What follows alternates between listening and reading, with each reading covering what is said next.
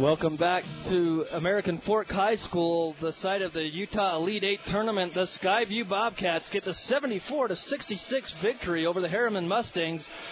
A good win because that's a tough, physically tough Herriman team, and the View Bobcats get the victory to improve to 5-1 on the season. A lot of fouls called in that game. And so it kind of delayed the second game here because it was scheduled Timpview and Bountiful at 4:55, but they're just on the court warming up now. So we're here in the postgame show. Our Alta Bank player of the game is going to go to Evan Hall. His minutes off the bench when Schumann got in foul trouble. I thought Evan Hall came in, did a terrific job setting the tone, I think, to keep the Bobcats and get that lead.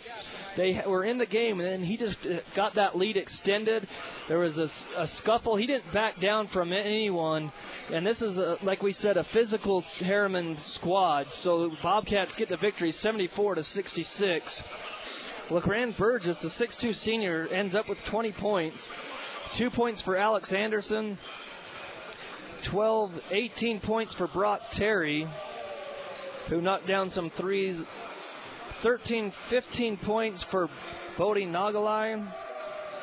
5 points for Moala Wall. And 6 points for Case Peterson. The Bobcats did a great job as they scored 17, 18, 20 points in the fourth quarter. Let's see, Tatum Nill scored 4 points. 8 points for Caden Penrose. You've got Mason Falsloff with 6, 8, 15, 19 points is what I had got him for. 6 points for Cameron Doyle. He was very aggressive today going to the basket. 13, 17, 22 points I have for Sam Phipps. 6 points for Bracken Schumann. And 9 points for Evan Hall off the bench. And we're going to give him the Alta Bank player of the game. Alta Bank, formerly known as Lewiston State Bank, is a sponsor of our player of the game. The name's different, but the commitment and service and your success will be the same at Alta Bank. So the Bobcats get the win, 74-66, and will play tomorrow at 1:10 is the scheduled tip-off versus either Timpview or Bountiful that's going to tip off here in 3 minutes. The winner of that game, Timpview or Bountiful, will face the Skyview Bobcats tomorrow, and Herriman goes into the early game tomorrow at 11:30 a.m. So we're awaiting Coach Hilliard up here on the post-game show. We're going to take another 3-minute break, and when we come back, we hope to hear from Coach Hilliard, and we will also tell you what's going on with Region 11, some of the other teams and their records. That's all coming up next, right here on 1390 AM and 106.9 FM, The Fan. Take a moment and think about where you are now. Let's dream about where you'd rather be. A Disney Cruise Line vacation, perhaps. Let us help. We'll add some ocean waves. Now, the kids are playing at their own clubs. You're enjoying a romantic dinner. And tonight, gather for fireworks over the ocean. More fireworks.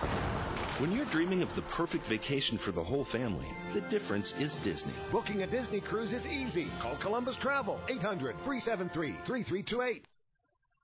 Sunday on Compass Media Network's coverage of the NFL, it's the end of an era as the Oakland Raiders play host to the Jacksonville Jaguars. Hi, this is Tim Cates, join Brent Musburger, Lincoln Kennedy, and Chris Townsend for all the action. It's the final regular season game from the Oakland Alameda County Coliseum. Can the Raiders go out on a winning note, or Gardner Minshew and the Jaguars play spoilers in Oakland? It's the Raiders and Jaguars. If it's the NFL, it's right here. Sunday afternoon at 1:45 on Sports Talk Radio, 106.9 FM, 1390 AM, The Fan.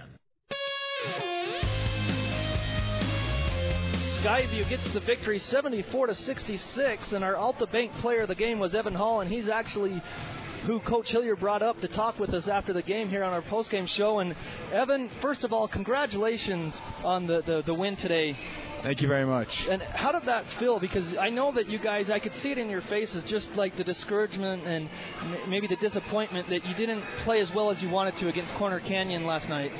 Yeah, we knew we were going to have a chance today to come bounce back with it being a tournament and all, have a game every day. So we knew that we had to come in today, playing big competition. We had to show up and compete, and that's what we did today. Well, one of the things I noticed yesterday, because Herriman played the game after you guys yesterday, and as soon as they come on the court, I was like, wow, these guys are thick. Yeah. I noticed a lot of broad shoulders, and you had a battle against Peterson down low, but as soon as you came into the game, you guys kind of got into a little tussling match there, but you didn't back down, and I think that that's what keyed your team to the victory. I mean, do you think that's how you've got to play when you come in and give minutes? I think my job just on the court is just being physical with guys and getting rebounds, and if I have to score, then that's what I do, but my job is just to rebound and play my part. Well, and one of your parts that you played today, you guys have struggled from the free throw line. You came into the game, and when you did get fouled, you went to the free throw line and you knocked down those free throws. I think it helped with the confidence, but how important is that to knock down free throws in a game? It always helps. When you knock down your first couple free throws, your shot automatically starts clicking and you're ready to go. You get feeling it, and that's the big part of basketball is whoever's feeling it gets off.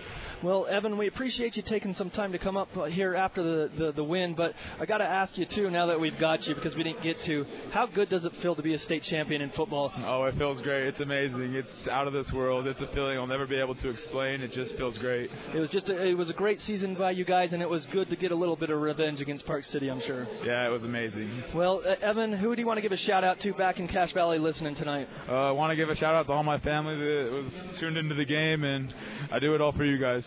Well, congratulations again on being our Alta Bank player of the game and taking some time to come up and visit with us. Thank you. Congratulations.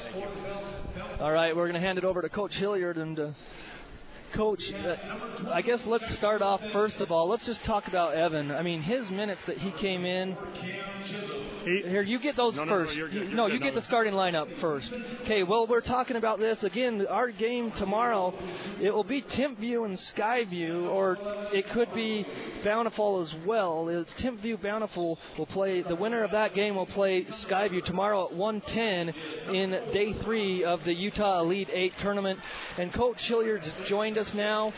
And Coach, we want to make sure you get the starters. No, you're okay. So, No, I was proud of our kids today, the way they battled back after yesterday's loss.